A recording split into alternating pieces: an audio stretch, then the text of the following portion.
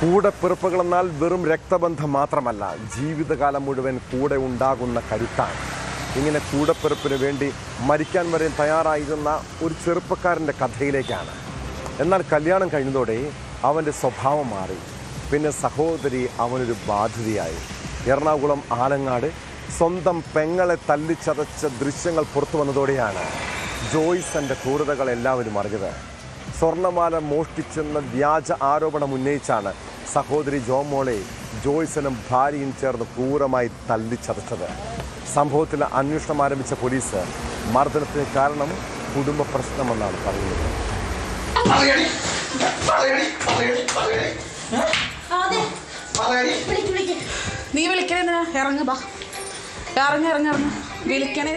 ആലങ്ങാട് സ്വദേശിനിയായ ജോമോളാണ് ആക്രമണത്തിന് ഇരയായത്. സ്വർണമാല മോഷ്ടിച്ചെന്നാരോപിച്ച് സഹോദരൻ ജോയ്സണും ഭാര്യയും ചേർന്ന് ജോമോളെ മർദ്ദിച്ചെന്നാണ് പരാതി. സംഭവത്തിന്റെ ദൃശ്യങ്ങൾ പുറത്തു വന്നിട്ടുണ്ട്. ദൃശ്യങ്ങളിൽ ജോമോളെ പിടിച്ചു വലിക്കുകയും അടിക്കുകയും ചെയ്യുന്നതാണുള്ളത്. ആക്രമണത്തിനിടെ യുവതി രക്ഷപ്പെടാൻ ശ്രമിക്കുന്നതും ദൃശ്യങ്ങളിൽ കാണാം.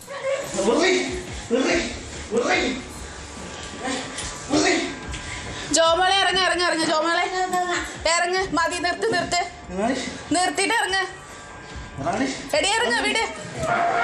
എടി ഫോൺ എടുക്കട്ടെ ജോമോളെ, വിട്.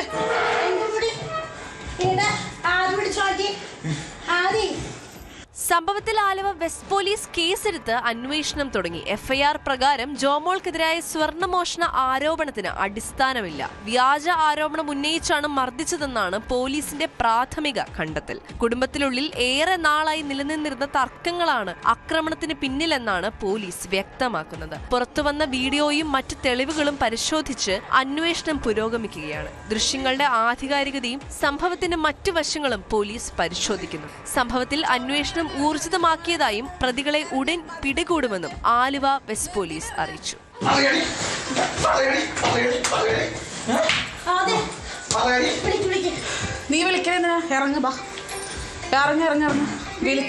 ന്യൂസ് 18 കൊച്ചി.